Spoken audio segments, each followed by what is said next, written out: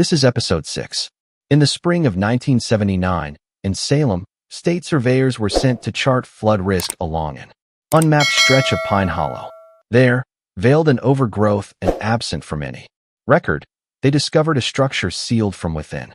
The windows were boarded, the front door fastened with rusted spikes. No driveway, no path, no visible sign that anyone had entered or left in decades. Inside they found no signs of modern life, no wiring, no. If you haven't already, subscribe to the channel for more stories like this. Plumbing, no instruments of heat or sound, just 11 narrow beds arranged with intent, a child's chair fixed to the hearth, and behind a false wall, a volume bound in wax and blood. Its pages were written backward, its ink, later, confirmed as human, drawn from multiple sources. There were no names, only initials, no stories, only repetitions. The journal was sealed under state order for nearly 40 years. And now, before we begin, we ask you, where in the world are you watching from? What hour of the night finds you here? Tell us in the comments. And if you haven't already, subscribe to Gothic Ledger for more unsettling histories recovered from the margins of record. The house contained no photographs, no certificates, no graves. And yet, census ledgers between 1921 and 1961 list a single surname repeated across 3 generations, no mention of spouses, no neighboring names, no indication anyone had ever left. The doctrine carried in the journal is not stated plainly, but it echoes unmistakably through every reversed page. The line must remain clean, or it must end. It was the spring of 1961 when the Department of Interior sent 2 surveyors to a stretch of eastern Kentucky, long thought uninhabited. Floodplain assessments were underway along Pine Hollow, where state officials intended to clear new ground for a dam extension. The terrain was steep and cluttered with dogwood and bramble, but the men followed the old creek bed for nearly 2 miles before noticing a rise in the tree unnaturally geometric, like a chimney too stubborn to fall. The structure stood behind a veil of pine and locust wrapped in shadows that shifted even under clear daylight. It was not on any parcel map, nor referenced in the county's building ledgers dating back to 1899. No visible roads led to it, no fencing, no mailbox. And yet the house stood upright, timber-framed, its eaves sagging under moss-thick shingles. A plank of rusted iron had been wedged across the front door, secured by 5 iron spikes driven directly into the threshold. Its windows were boarded from within. What little glass remained had been blackened with pitch. Moss crept up through the floorboards on the front porch, which groaned beneath the weight of decades. There were no footprints, no soot in the chimney, no smell of rot or waste, but the air around the house was heavy, in a way that made the younger surveyor check his compass 3 times, as if the needle might eventually settle in the direction of reason. They circled the structure in silence. The back of the house offered no second entrance, just a sheer drop into ravine scrub and a single shutter missing from an upstairs window, as if it had been torn from within. On the eastern wall, a bare spot in the ivy revealed the remnants of a mark once carved into the slab, a circle intersected by an X. Beneath it, the outline of a child's palm. That night, the surveyors filed their report by typewriter at a local lodge. The Cone, older of the 2, made no mention of the house in his official submission. The younger, however, enclosed a hand-drawn sketch of the structure with one annotation scribbled in the margin. Unmapped, spiked shut, no signs of entry or exit. Cold. The final word had been underlined twice. Weeks passed before any action was taken. It was only after a second team, this time from the State Historic Preservation Office, insisted on verifying the anomaly that a more formal investigation began. Accompanied by 2 men from the sheriff's department, they returned in June. The front door was pried open just before noon under a sky so still that one officer remarked half earnest that the clouds seemed to be holding their breath. Inside, the house was intact, undisturbed. 11 iron-framed beds stood arranged in 3 rooms, 6 downstairs, 5 above. Each mattress was stripped to its ticking. No linens, no pillows. In the kitchen, the hearth was filled with dried mud and twigs, though none showed signs of burning. A wooden high chair was bolted to the floor beside the fireplace, its tray warped and darkened by something other than age. Every mirror had been removed. Even the nails that once held them showed signs of having been wrenched out with deliberate force. A heavy dresser in the master room had been pushed to cover the small closet door. When moved, the door revealed a false panel crudely attached with pitch and strips of animal hide. Behind it, buried in straw and wax, lay a thick, leather-bound volume. Its cover bore no title. Its pages were sealed together with a reddish resin, and when opened days later by state archivists, it was found to be written entirely in reverse. Lettering cramped and curved, all in a single hand, except for the change in pressure that suggested different authors. Blood, they confirmed, later, had been used as ink. Human, several sources. No photographs were found in the house. No documents of ownership or occupation, no electrical wiring, no plumbing. The only paper materials were the journal, a torn hymn book missing all even-numbered pages, and a 1938 almanac defaced with scratch marks that trailed off into eyelable spirals. The basement door was sealed with a wooden beam nailed shut on both sides. Efforts to open it without compromising the structure failed, and no further excavations were authorized. There was no record of the family ever leaving, only that they had stopped being counted. The house was quietly reclassified as a hazard and sealed once more, this time by the state. The journal was stored under restricted access until 1998 when jurisdiction transferred to a university archive and the documents were re-examined under psychological ethics protocols. But none of the investigators, not even the state-appointed historian who cataloged the site, could agree on one detail: whether the house had been built to keep people out or to keep something in. The journal was unearthed not by archaeologists, but by circumstance, wedged behind a false panel no broader than a child's shoulder span. It had been sealed in wax, wrapped in linen that once bore the imprint of a hand, and hidden inside the wall cavity behind the master bedroom's dresser. The wax had blackened with time, flaked at the corners, and clung to the first pages like rot. It weighed more than expected. When first opened under sterile light at the State Records facility in Frankfurt, the writing appeared eyelable until one in turn held it against a mirror. Only then did the meaning emerge. The entire book had been written in reverse from right to left in curling strokes that mirrored penmanship manuals from the early 1900s. But the ink was inconsistent, too dark in places, too dry. Under examination, it tested positive for hemoglobin. Later analysis identified it as human blood sourced from at least 3 distinct individuals. The concentration of iron varied by entry, suggesting some were written decades apart.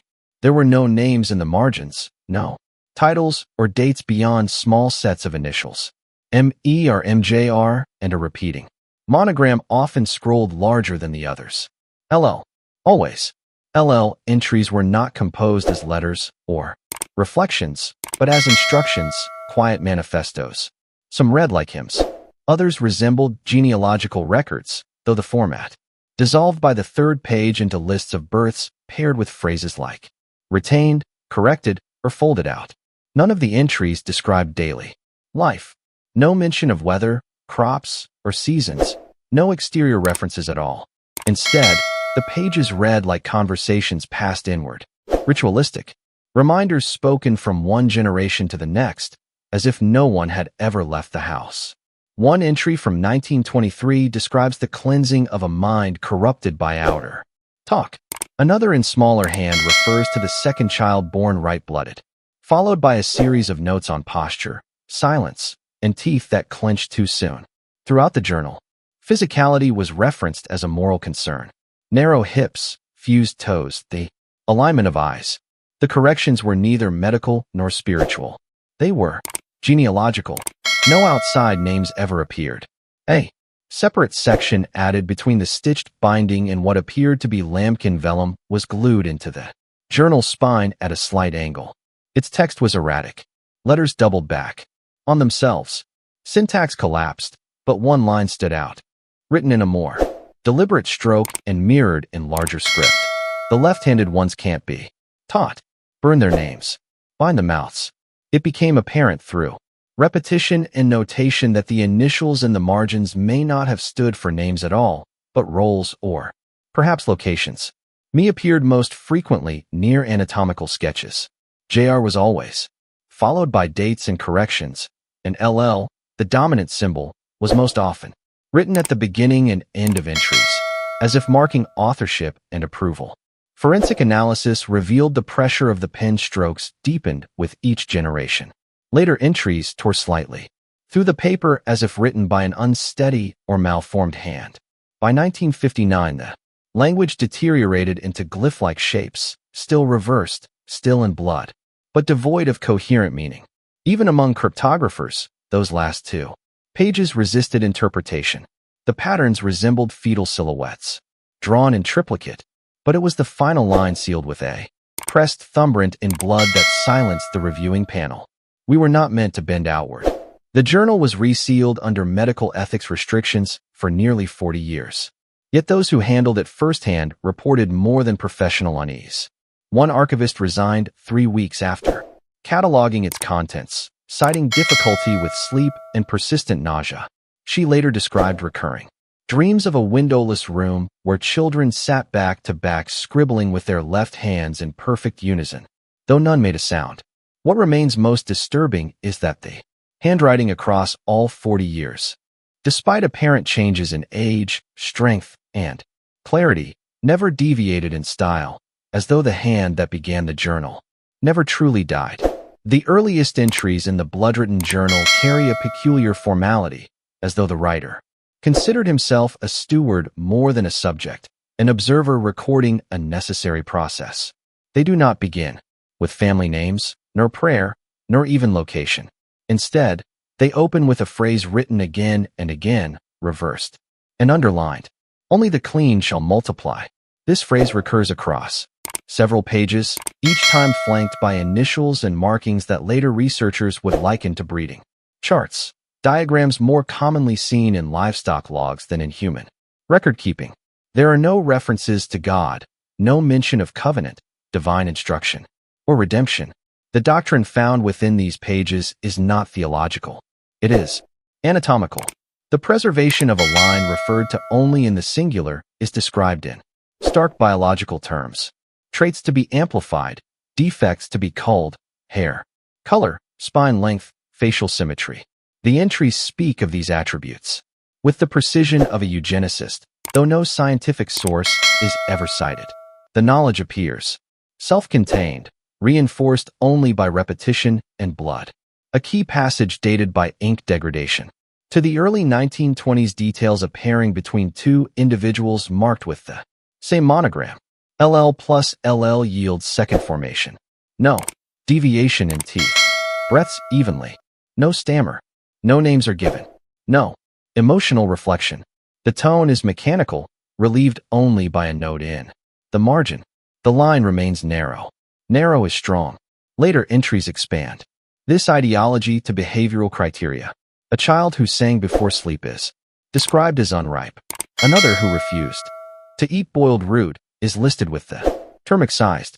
No context is provided for what excision entailed, though blood traces between pages suggest something was physically marked, redacted, or removed.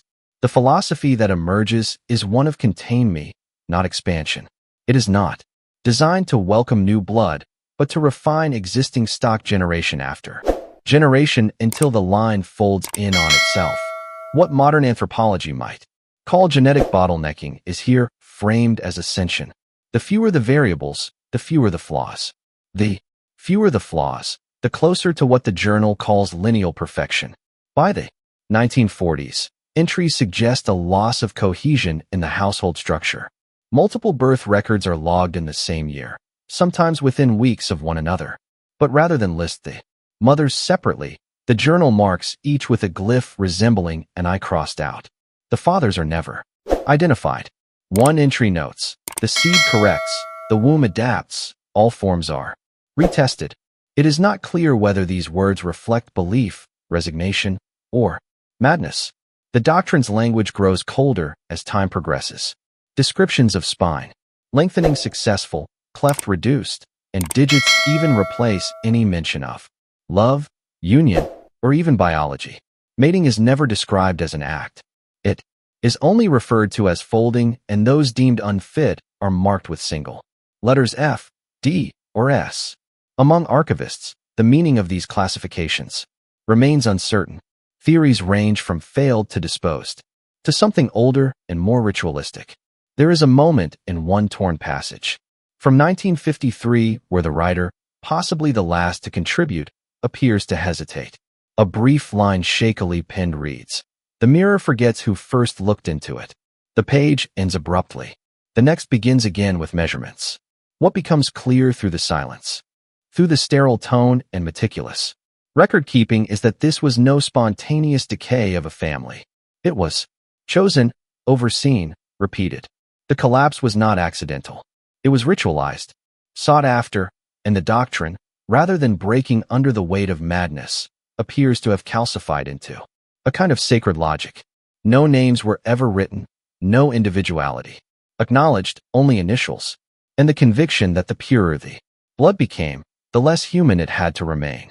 Between the years of 1890 and 1921, the surname appeared regularly across church ledgers, school enrollment forms, and county marriage rolls in eastern Kentucky. The family attended a Baptist chapel twice per month, tithed modestly, and logged their births in ink.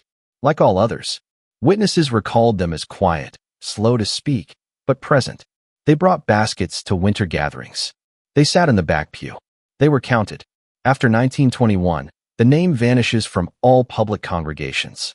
The final mention in the church ledger is a baptism, an infant whose name is only partially legible.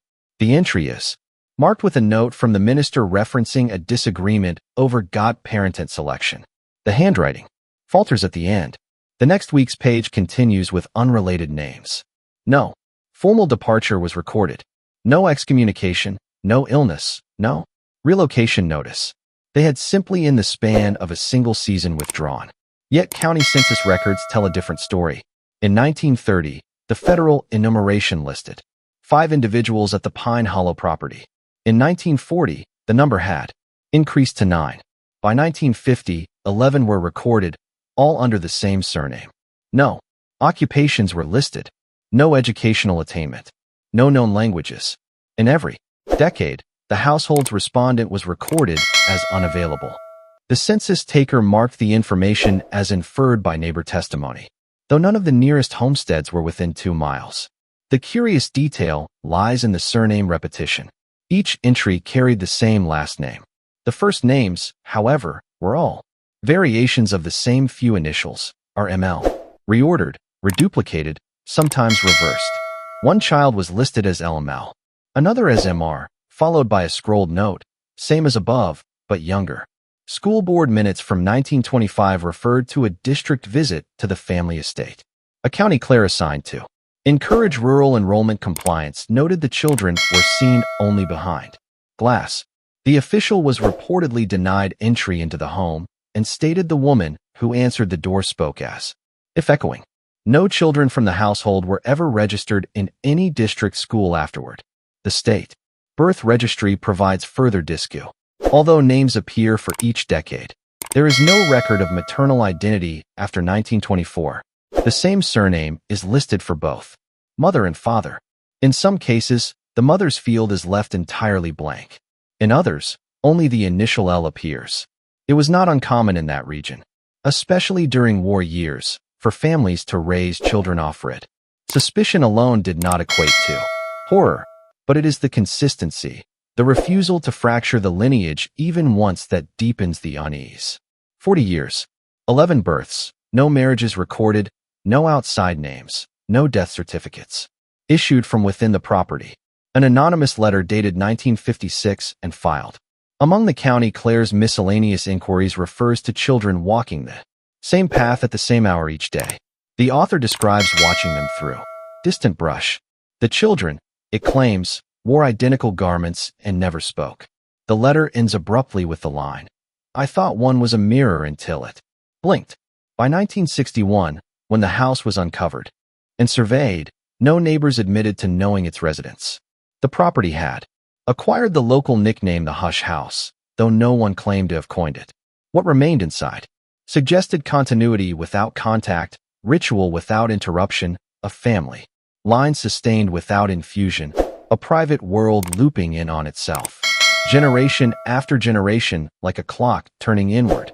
The absence of outsiders was not accidental. It was engineered. And the children, if they could be called such, were not born into the world. They were built to remain outside of it. Among the more unsettling patterns to emerge from the sealed journal was not simply the repetition of names or the mirrored writing, but the quiet compression of time between births and between roles. The earliest genealogical entries suggest a loosely structured household. In the years following the Great War, with adults and children clearly distinguished, the pairings, while already confined to a single surname, still acknowledged the difference of age and generation. An uncle raising a niece, a cousin assisting in childbirth. But by the early 1930s, the record begins to blur. Entries begin to list pairings not by names or relationships, but by initials matched to birth markings. LLR plus MRL spiral plus. Freckled first fold plus soft palate. One particularly ter entry reads M plus. M ears aligned equals are void of speech. These were not notes of affection or legacy. They read more like formulas, pairings repeated, adjusted, then logged. Again with remarks on symmetry, bone spread, or reaction to light. The intervals between these recordings began to shorten. Children, once spaced by years, appear within months of each other. In some cases, the same monogram is used across two birth records in a single calendar year, leading archivists to suspect not duplication, but the absence of generational distinction. Altogether, it is not known when the idea of age ceased to matter in the doctrine, but by the 1940s, the entries no longer referenced lineage at all, only similarity. Infants were described as well mirrored, complete over previous, or held longer. Inside shows result. The implication was not that the children were simply relatives, but reflections, recreations of older stock, repetitions of blood, not by accident, but by design. Observers from the University Review panel granted limited access to the journal in 1999 noted how some entries described certain births as corrective, as though each generation sought to undo the small failures of the last. One birth was marked excess digits removed. Another reads sits before speech held posture. More troubling were the anatomical sketches drawn in coarse ink and usually reversed like the text. These outlines bore uncanny symmetry. The faces, when turned upright in mirrored light, bore matching eyes, narrow chins, and a particular curvature of the spine, consistent across more than 20 years of entries. The later children did not simply resemble their parents. They appeared to become them. One investigator remarked that the later portraits doubled backward, reflections of reflections, as if each generation became a paler replica of the last. The phenomenon echoed a known concept in closed population biology, generational mirroring, where traits compound not linearly, but in recursive loops. With no external variables to disrupt the pattern, identity itself collapses into repetition. There is no indication in the journal that these children understood their position as singular. In fact, a 1951 entry states that the new M speaks as old M did without prompt. Another entry later in the same year describes a child who recognized herself in the mirror but did not react, suggesting not confusion but expectation. By the final decade, the journal becomes erratic. Pages warp with moisture. Ink fades and smears. The handwriting stiffens, but one line repeats across 5 entries, each time written at the top margin before any new birth is described. Let them not pass, but loop. The concept of generational progression in any traditional sense had ceased. The family no longer moved forward. They were folding inward. And the children, if they can still be called that, did not look like products of time, but of design, not born of love or even instinct, but constructed in precise ratios, as if some hand guided not by madness, but by cold obsession, was shaping them toward a final, unblinking image. What that image was meant to be is never stated, only that it was nearly complete. Among the pages of the sealed journal, archivists found a series of entries distinct from the rest, written in a hand smaller, more delicate, and yet unervingly precise. The strokes were fine, the ink lighter, as though produced by younger fingers. But it was not the age of the handwriting that drew attention. It was its orientation. Unlike the earlier entries, which had been reversed with intent, but showed the slow degradation of pressure and stability, these newer passages were written flawlessly in mirrored cursive, letter forms that typically betray a child's uncertainty. Loop height, baseline alignment, spacing were absent. The handwriting was perfect, not merely copied backward, but composed that way, as if the child had never learned to write in any other direction. Scholars reviewing the journal noted, this pattern began around 1946. One entry, believed to be a lesson transcription, lists the entire alphabet in reverse order, followed by rudimentary instructions, also reversed, on how to pronounce the letters aloud. The sequence is repeated 3 times, then signed with a single initial. There are no forward-facing entries. After this point, the implication is unsettling. These children were not correcting or mirroring an existing language. They were raised inside a reversed world. The journal, rather than being a cipher to decode, had become the only form of writing they ever knew. A loose sheet, tucked between pages near the end of the book, contained what appeared to be a story. It was written in the same fluid, backward script and began with a child waking in a dark room with a window that showed no outside. The child counts the corners of the room. For at first, then 3, then none. The story ends abruptly with a line that when mirrored reads, the mouth is learning not to speak. Below this, a fingerprint in blood smaller than a coin. Language within the bone. Doctrine was never used to communicate outward. It was a closed loop, a self-referencing system, meant to transmit rules only to those inside the bloodline. If a child could write forward, they were considered misformed. If they asked to read aloud, they were marked with an S in the margin. That letter appears frequently, but never twice beside the same set of initials. It is presumed those children did not remain. An anecdote from a surviving field journal written by A. Claire, who assisted in the 1961 investigation, describes a single page, pinned to the wall above one of the attic beds. It was framed with twine, stitched crudely into the wooden paneling, and read only one line. The Claire mirrored it manually and deciphered. It is pure as the, but it was the handwriting that disturbed him most. It was too symmetrical, too steady, a pattern without error. He later wrote that the script looked printed but pulsing. There are theories among linguistic anthropologists that prolonged exposure to mirrored script affects cognition. The brain adjusts not only to the visual input but to the logic behind it. Direction, sequence, and even time perception begin to distort. Reversed writing is not simply a novelty. When learned young, it can replace conventional structure entirely. By the final pages of the journal, several entries appear less like text and more like symbols, looped, mirrored, sigils that do not belong to any known alphabet. The penmanship remains meticulous, but the meaning is lost. The children, it seems, had begun to invent language of their own, not for secrecy, but because they had no memory of anything else. The last line attributed to a younger hand is etched into the margin of a torn sheet. It is the only entry written both forward and backward on the same page.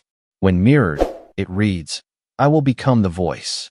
The forward version written beneath says nothing at all, just a pattern repeated, until the ink ran dry. In the spring of 1944, a clerical review at the Breathitt County Records Office uncovered an inconsistency in the birth registry, one that would remain uncorrected and unexplained for the next 70 years. 5 infants had been registered under the same household, all within a span of 11 months. Each listing carried the same surname. Each birth occurred at the same address, a hillside property on Pine Hollow, long thought vacant by those who lived nearby. What made the entries most peculiar were not the dates, nor the repetition of location, but the names themselves, or rather the absence of distinction. Each child was listed with identical initials LL. The middle initials varied only slightly, alternating between R, M, and once oddly, the number 3. No full names were given. No mothers identified. The entries bore no medical attendant or midwife signature, only the phrase reported by resident, a term used when a household refuses external examination. The ink used in all 5 entries matched in age, but not in pen pressure, suggesting they were recorded at the same time, not in sequence. When cross-checked against death records, no matching infant deaths were found. None of the children were ever recorded again. No baptisms, no schooling, no marriages. It was as if they had been born to be counted and then folded back into the house. The journal recovered 17 years later makes cryptic reference to that same year. One page dated 1944 in the margin and signed with the same initials. Contains a mirrored diagram. 5 circles, each labeled with the same symbol, are drawn in a vertical line. Next to each a brief notation: held breath, stilled blink, returned clean, returned folded, and simply returned. No further details accompany the sketch, though the page is marred with a dense rust-cold stain, later confirmed to contain dried, the blood and cellulose fragments consistent with umbilical tissue. There are no references to twins, no signs of multiple births across entries. But later in the journal, a line appears beneath another child's name. Born among 5, kept as 1. A former census supervisor interviewed decades later recalled how the Pine Hollow property had once been flagged for further inspection due to inconsistencies in birth rates. A form letter was sent requesting confirmation of family structure. The letter was never answered. When a field agent arrived at the property in early winter of that same year, he reported a total absence of noise from within the home. He noted smoke rising from the chimney, but no visible movement. He knocked twice, no reply. And then, from behind the wooden slats of a boarded window, he observed what he believed to be a child's face. Pale, identical in profile to a photograph he'd seen weeks earlier, submitted with one of the 1944 birth certificates. The child blinked once, then withdrew. A moment later, a second face appeared, then a third, all identical. The field agent returned with another census official the following morning, but by then the windows had been covered entirely in pitch. The property was later marked non-compliant, not hostile. No further visits were authorized. Whether the 5 entries in the 1944 registry represent 5 children or 1 child repeated through administrative error remains a matter of archival debate. Some have suggested the entries reflect ritualistic naming, a deliberate obfuscation of individual identity in favor of ancestral preservation. Others have proposed something less symbolic, that perhaps the children were indeed 5 in number, identical, interchangeable, and trained to replace one another without interruption. The journal, for its part, offers no clarification. Only a final line written in reverse at the bottom of the stained page. No one will know which one saw the sun. Toward the latter half of the journal, where the ink had begun to pale and the mirrored text gave way to increasingly erratic scroll, there exists a single entry unlike the rest. Dated 1957, it is the only page not signed with the usual monograms or anatomical symbols. Instead, it is marked only by the phrase, "Last clean one." The handwriting is hesitant, uncertain. It lacks the precision found in earlier entries, the confident symmetry of a child raised to reverse the world. The letters lean inconsistently left and right, as if the writer had been forced to unlearn something fundamental. The script resembles a person speaking a language they no longer believe in. This voice, though faint, breaks the long pattern of ritual and obedience. Rather than reinforce the doctrine, the writer begins by admitting confusion. Not guilt, not error, just a quiet, calculated confusion. The others move in rhythm. The page reads, but it is not mine. They speak my name, but not with mouths. What follows is a brief accounting, not of births or corrections, but of anomalies. The writer describes the house as shrinking, not in dimensions, but in function: rooms repurposed, hallways sealed, mirrors once absent, now reappearing where windows had been. The attic no longer held beds. It held watches. There is mention of one sibling, or something that called itself such, who walked without bending his knees. Another who copied the writer's speech before it was spoken. The tone here shifts from curiosity to dread. The writer admits to sleepwalking, though not outside the home, rather within rooms he believed had been locked for decades. One note simply reads, "I woke." Inside the wall, the biological language of earlier entries, notations of breeding and refinement, is notably absent here. Instead, the writer focuses on gesture, repetition, and imitation, a growing awareness that those around him were no longer simply kin, but echoes. He states that one figure wore his clothes, mimicked his limp, and smiled too long in silence. Another held a version of the journal, though its pages appeared blank. The entries imply that roles in the family were no longer passed down, but shared simultaneously, like voices projected through one mouth. The central fear seems not to be death, but dilution, that the line, once so singular in aim, had folded too far inward. One sentence repeated across the page like a prayer reads, "They are pure, but they are wrong." At the bottom of the entry, scratched so faintly that it required infrared enhancement to decipher, is a note that simply says, "Do not let them learn the outside." The word "them" is circled, not underlined, not explained. Later entries attempt to return to the structure of the earlier journal: birth logs, posture assessments, ink diagrams, but the hand behind them is different, sharper, uniform again. It's unclear whether the last clean one continued writing or whether another had taken the book from him entirely. One disturbing theory proposed by linguists familiar with the journal's mirrored script suggests that this final broken voice may have been attempting to write in standard form left to right, but was unable to finish. The training, they argue, was too deep, the reversal too complete. The mind had split. Only a few words on the next page remain legible. They are neither forward nor reversed, just a set of lines scratched with uneven pressure. Their meaning, if any, remains undeciphered. But to those who have studied the journal in silence, scholars, archivists, and more than one anonymous clergy member, there is consensus on one point. This final voice was not silenced by force. It was absorbed.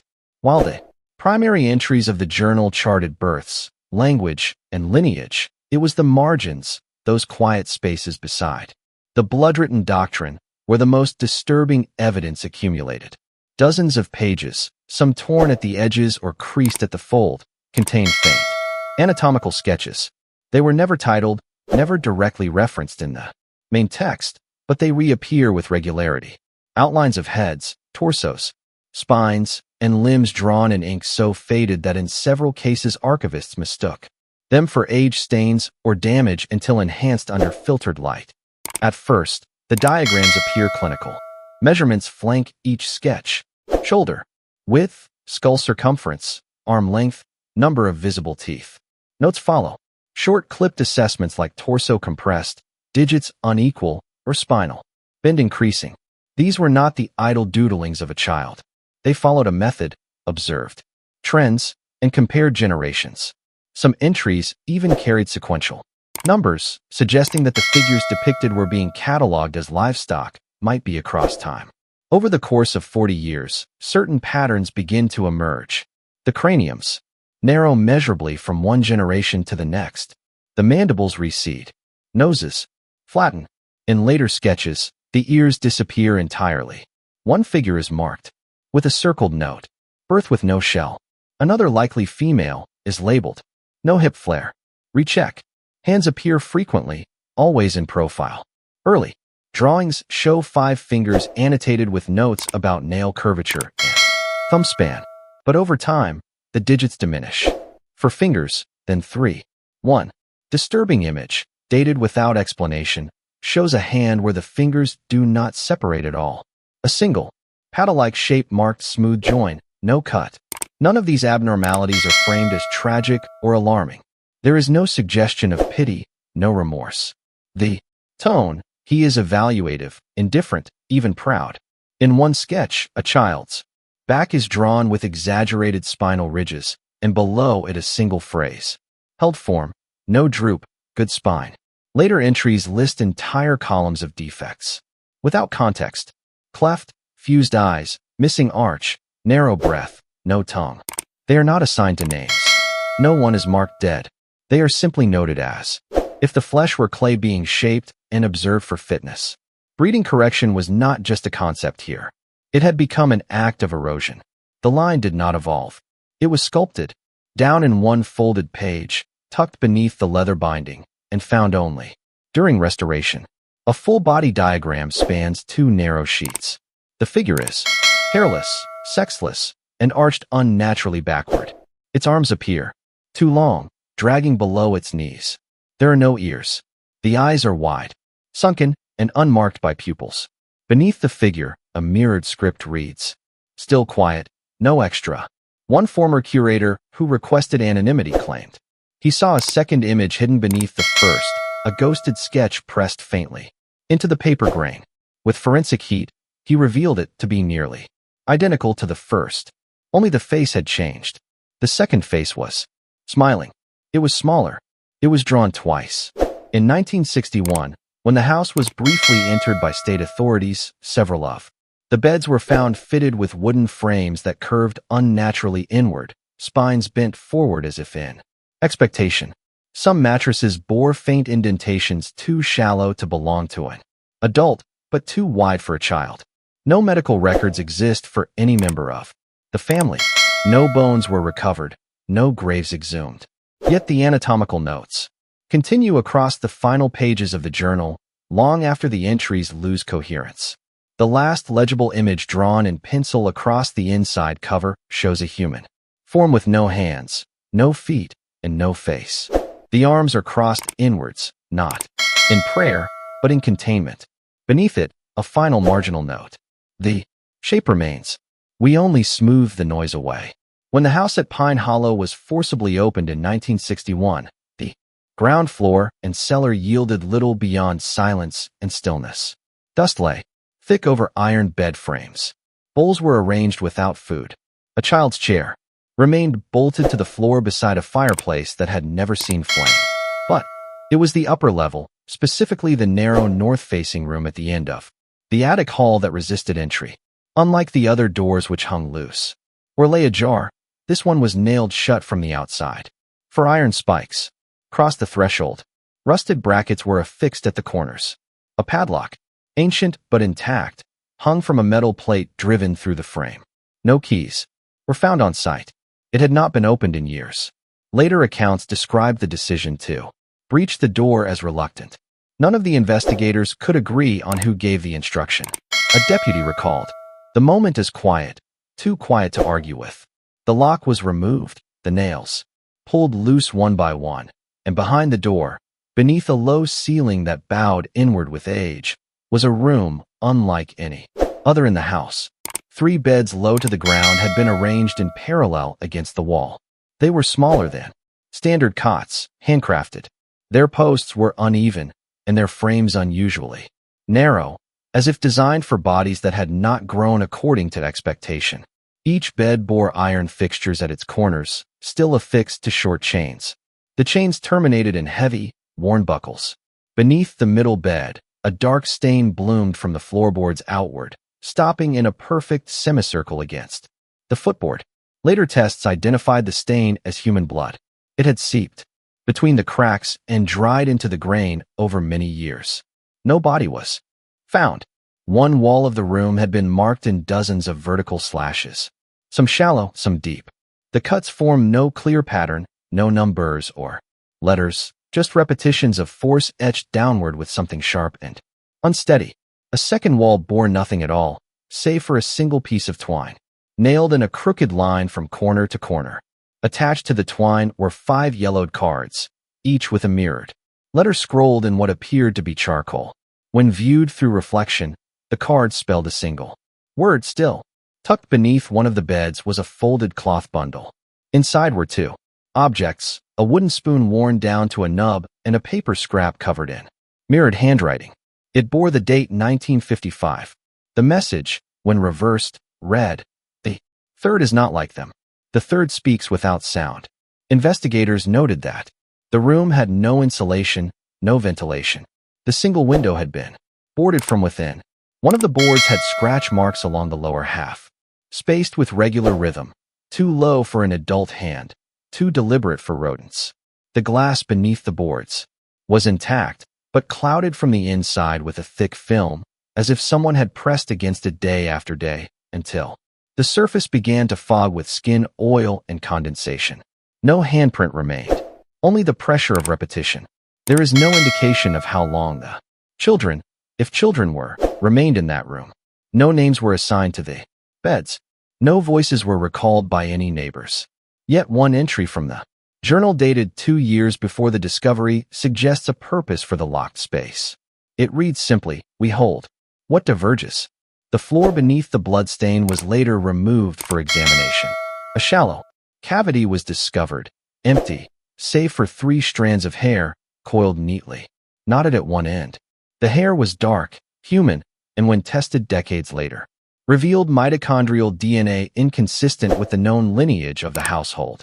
It did not match any of the other samples recovered from the journal pages, the walls, or the bedding. It matched no one at all.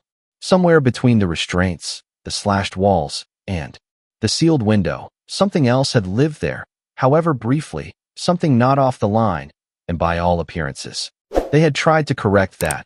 The final entries in the journal differ markedly in tone, pressure, and intent. Where earlier pages were crowded with mirrored doctrines and measured corrections, records of bone, blood, and symmetry, these last passages are sparse, brittle, and visibly strained. The ink is faint in places, rushed in others, as though the writer had begun too late and wrote with shaking hands. It is not clear who composed these closing thoughts. The handwriting does not match the earlier generations. The flourishes are gone. The lines slant downward across the page as if pulled by weight. The monogram used throughout the family's lineage, LL, appears here only once, scratched into the lower corner. Like an afterthought, the rest is unsigned. The first of the final passages begins with a simple declaration. It has turned inward upon itself. No elaboration is offered, just the statement floating on the page, followed by a noticeable gap, as if the writer had paused and hoped that the ink might answer back. Later lines suggest a growing awareness that the doctrine of purity upheld for over 4 decades within the walls of Pine Hollow had entered a terminal phase. The children, it says, no longer followed instruction, not because they resisted, but because they no longer needed to be told. They had become it. The structure of inheritance had collapsed into simultaneity. Roles were no longer passed down, but shared, mirrored, recycled.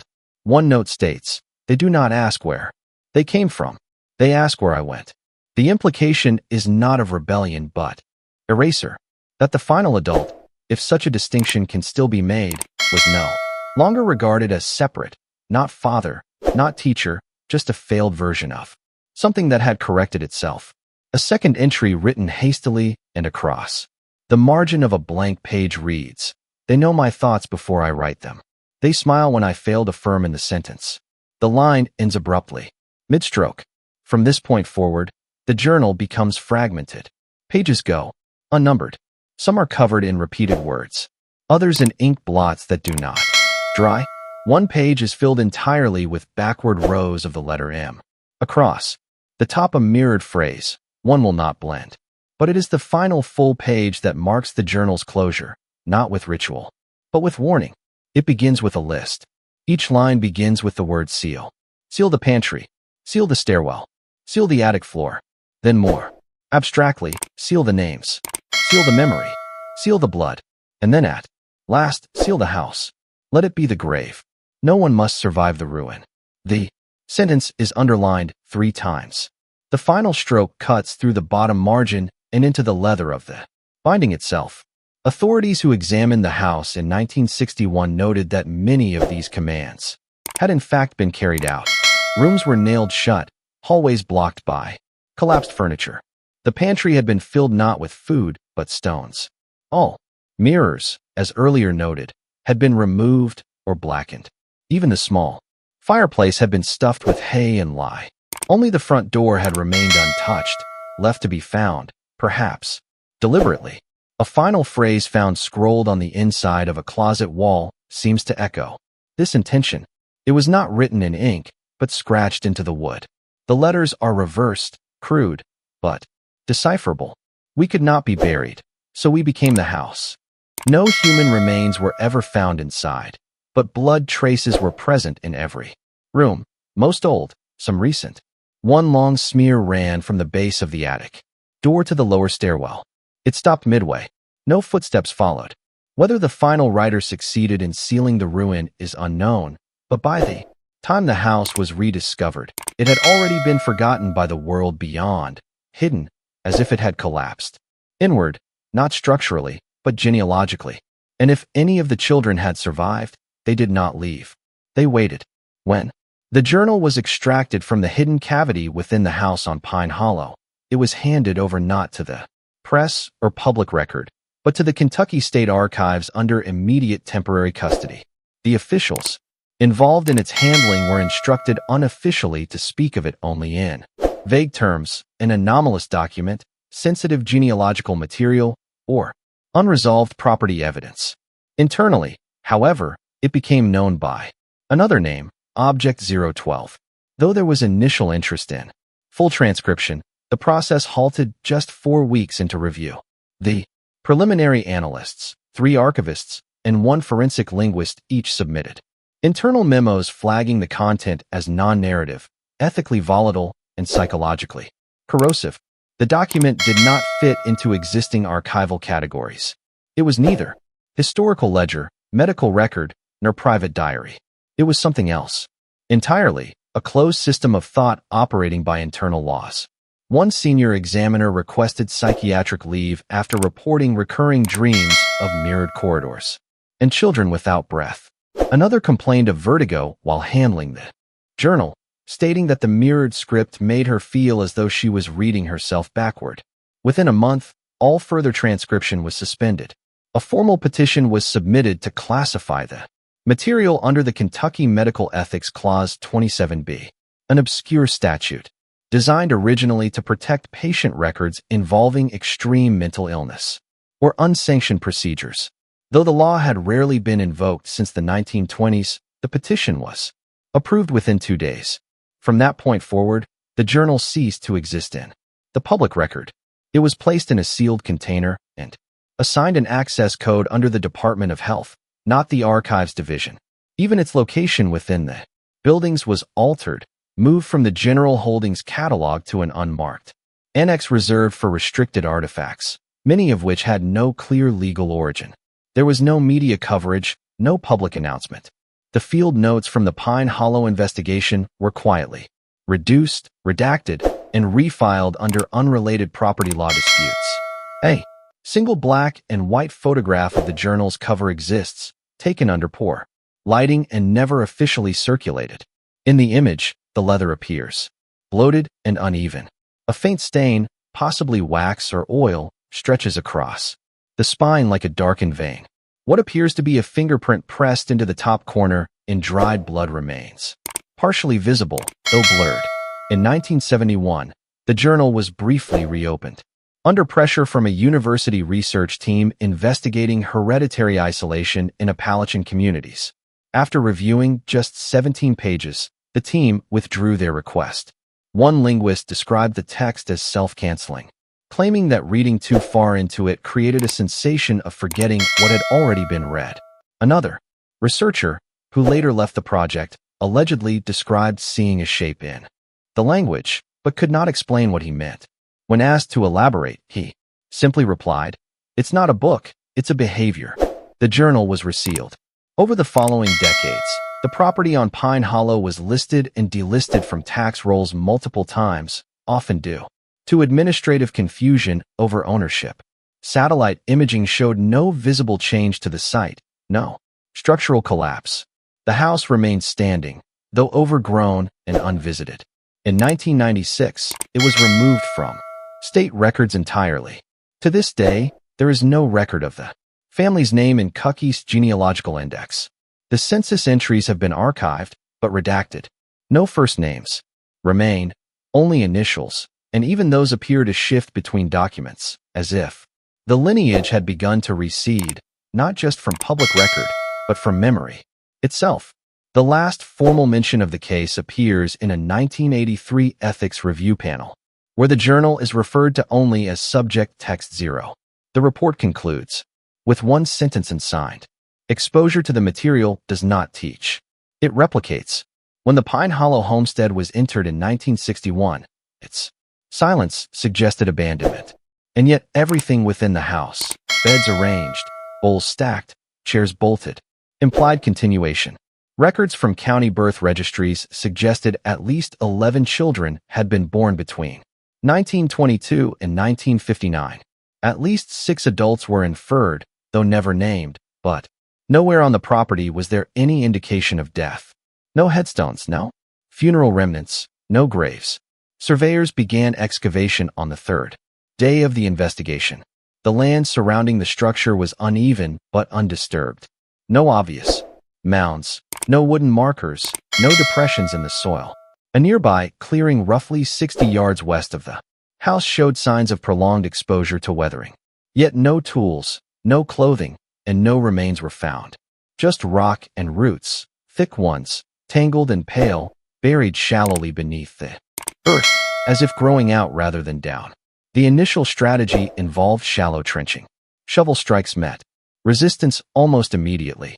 Dense limestone near the surface, twisted root networks coiled like sinew beneath an old wound. Nothing yielded, not bone, not artifact, not ash. A ground penetrating scan conducted decades later showed similar results. The land was geologically anomalous, layered not in strata, but in a kind of spiral pattern, where stone curved around patches of dry earth like a funnel. One geologist described it as not a graveyard, but a seal. Yet the records were clear. Births had occurred. Several of the journal entries even referred to disposals, excisings, and returnings. A passage from 1942 reads, 2 born, 1 folded, buried back into the form. No indication is given as to what form refers to. But by 1945, the word appears again, returned into the root. One investigator recalled a moment during excavation where a sapling, no taller than a boy's shoulder, was removed to allow for further digging. The tree came free with unnatural ease. Its root system, though wide, had no central trunk, just offshoots coiled in. Mirrored symmetry. At its base, beneath the loosened soil, they found something. Round, polished, porous. It resembled a jawbone, but it was too small, too thin, and it bore no teeth. It was never sent to lab testing. Instead, the site was quietly reclassified. No longer an excavation, but a preservation zone. Soil removal was halted. A memo was filed noting cultural sensitivity and structural instability. The clearing was left untouched, and the surrounding forest was encouraged to regrow. Decades later, a naturalist visiting the region noted that no animals, neither rodent nor bird, nested within a 40-yard radius of the property. The soil, though rich with visible roots, yielded no worms, no beetles, and no sign of decay. Leaves dropped from the canopy above, fell and dried, but never decomposed. They simply remained year after year, forming a brittle carpet over a ground that seemed to resist change. What remains most disturbing is not what was found beneath the house, but what wasn't. In every recorded case of rural lineage across Appalachian counties during the same decades, at least one burial plot, marked or unmarked, is present. Family, graves, stone circles, primitive cans. Here there is none. Despite decades of life lived in complete isolation, the family left no evidence of death, only repetition. Some have speculated that the bodies were burned or buried deep in limestone caves. Others suggest they were never buried at all. A rare unofficial entry from a county worker who visited the site in 1978 offers one last possibility. He described seeing dozens of wild flowers blooming around the western edge of the house, an area where no seeds had been sown, no sunlight reached. The petals, he wrote, were the exact pale tone of infant gums. He did not return to the property. No forensic proof was ever recovered from the soil, and yet the ground feels full. In the decades following the suppression of the Pine Hollow Journal, its contents remained largely inaccessible, restricted under ethical statute, and housed in a sealed annex. Yet the fragments that circulated among forensic anthropologists and linguistic theorists, carefully paraphrased, heavily redacted, began to form the basis of a new and quietly disturbing hypothesis. It would later be called the mirror generation theory. At its core, The theory proposed that the family at Pine Hollow had ceased to evolve biologically in any meaningful sense after the second generation, through deliberate methodical inbreeding. Over 4 decades, the genetic pool had narrowed to a critical point, not resulting in collapse, as is often expected in closed populations, but in eerie repetition. Initial signs were anatomical. Birth records noted recurring traits across decades: fused digits, bowed spines, mirrored molar patterns, recurring earlobe detachment. But it wasn't until the journal was partially transcribed in 2001 by a linguistics consortium working off unauthorized scans that behavioral repetition was noted. Phrases once believed to be unique reflections, personal thoughts, observations, prayers were found to recur verbatim across entries written 20 or 30 years apart. These were not copied. The handwriting, when examined under forensic tools, was distinct per entry, but identical in structure. The angle of descent, the pressure curve on certain strokes, the flourishes, each matched its predecessor with a precision no known hand can replicate naturally.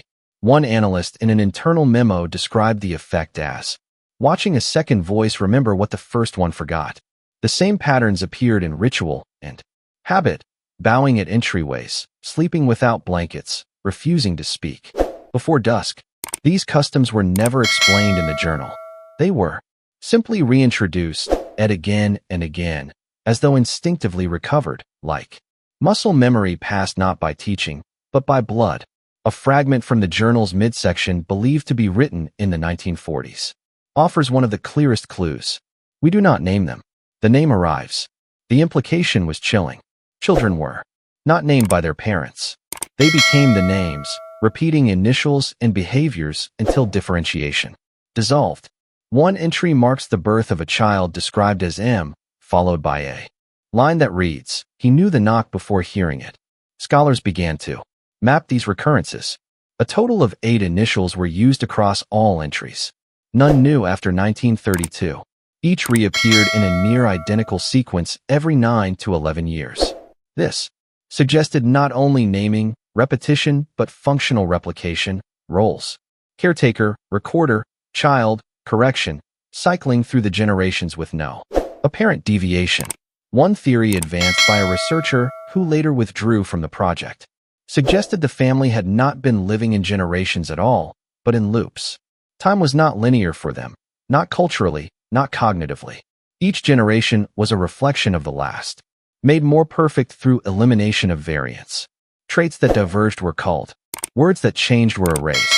Only the mirrored pattern remained. Behavioral footage from a covert 1974 observation of the still-standing house since lost allegedly captured a figure moving along the upper window at exactly 4:03 p.m., repeating the same arc of movement every day for 5 days. Identical pace, identical pauses. The footage was deemed inconclusive. The family was presumed no longer present. But the movement, if real, suggested conditioning that had outlasted the bloodline itself. Later analyses proposed something even more disking, that the repetition may not have been entirely biological, that somewhere in the narrowing of bodies, the stripping of language, and the sealing of memory, the Pine Hollow line had found a way to transmit identity, not forward, but sideways, as if each child was not born new, but re-entered. The final pages of the journal, those few that remain and intact, repeat the same mirrored line in dozens of variations. I remember being smaller. I remember being me. But none of the entries are signed because no one needed 2. In the fall of 2007, a small estate auction was held in Laurel County, Kentucky, to liquidate the belongings of a recently deceased antiques dealer. Most of the lots included unsold curios from his collection, tin toys, worn books, rusted tools with mismatched handles. Box 34, unmarked, unclaimed, and water-damaged, was sold to a local school teacher for $8. It contained a child's writing slate, a length of hand-braided twine, and a small notebook bound in stitched cloth. At first glance, the notebook appeared to be a typical school primer from the early 20th century. No publisher mark, no illustrations, and no name on the inside cover. The paper was fragile and yellowed, but its pages were filled front to back in mirrored script written in a child's hand so consistent it appeared mechanical. There were no titles, no corrections, no dates, only recurring letters, Mr. paired in infinite variation across the margins. Occasionally between entries a small drawn symbol would appear, a split circle, a comb, or a hand without fingers. Linguistic analysis conducted months later by a private collector confirmed that the writing followed the same mirrored syntax found in the sealed Pine Hollow journal. But this notebook was not a ledger, nor a record of births, nor a continuation of doctrine. It was personal, reflective, and quietly disturbed. The voice within seemed younger, its tone less authoritative, more fragmented. Several entries begin with variations of the phrase, "Today I forgot which one I am." Others describe small rituals like tracing lines in the dust with bare feet, or walking the house in even-numbered steps. There is mention of the others, only in indirect terms. The one who walks like me and the mouth I don't remember making. The notebook's most chilling feature, however, was its repetition of a single question rewritten in nearly every end. If I am the new, why do I remember the old? Toward the final pages, the handwriting becomes tighter, more desperate. The spacing narrows, lines pressed into margins not meant to hold them. One entry includes a drawing of a face, not detailed, but precise. 2 eyes wide apart, and a slit for a mouth. Underneath it, a phrase is written in reverse. "He smiles too soon." A few lines later, another appears. "They told me I was born twice." The notebook contains no explanation for this statement. No follow-up. The phrase is written once more on the back cover, this time forward, not mirrored. The only entry in the book written left to right. Scholars attempted to trace the provenance of the notebook, but no ownership record existed prior to the auction. The dealer's inventory lists made no mention of Box 34, and no other object in the lot carried dates or identifiers. The cloth binding, when tested, showed unusual wear patterns. The edges had been handled frequently, specifically the center of the cover, as if held repeatedly by small hands. One investigator noted that the book seemed too practiced to have been created by a single child in isolation. The mirrored script, while consistent with Pine Hollow's journal, was more fluid, almost rehearsed, not learned, but inherited. When the notebook was displayed briefly at a private symposium in 2009, attendees were warned not to photograph or duplicate the entries, not due to fragility, but due to caution. A memo circulated afterward described a linguistic phenomenon observed among readers, subtle mirror reversal in their note-taking, misspellings aligned with backward phonetics, and a rising sense of temporal dislocation. One attendee later stated that reading the notebook made her feel like she had already read it in a dream. Today, the volume resides in a climate-controlled drawer at an undisclosed archive locked within a light-proof container. It is not labeled. The pages remain untranscribed, and yet, even now its final line lingers. An archival rumor, repeated once at the bottom of the back page in faint, nearly invisible graphite. "This time, I will stay inside." No one knows who wrote it, but the handwriting is identical to a page written in 1934. To this day, no formal burial records have been recovered for the family at Pine Hollow. No wills, no photographs, and no known descendants have come forward. The house was resealed by state order in 1983, and the journal, both volumes, remain under restricted access, studied only in fragments, cited only in footnotes. Some believe the bloodline ended with the final entry. Others are less certain. Thank you for joining us on this descent into another forgotten chapter of rural American horror. Before you go, we'd like to know, where in the world are you watching from, and what time is it? As you listen, let us know in the comments. And if you haven't yet, like and subscribe to Gothic Ledger for more unearthed histories and hidden truths from the shadows of the 19th and early 20th centuries. Stay tuned. The next file has already begun to unfold.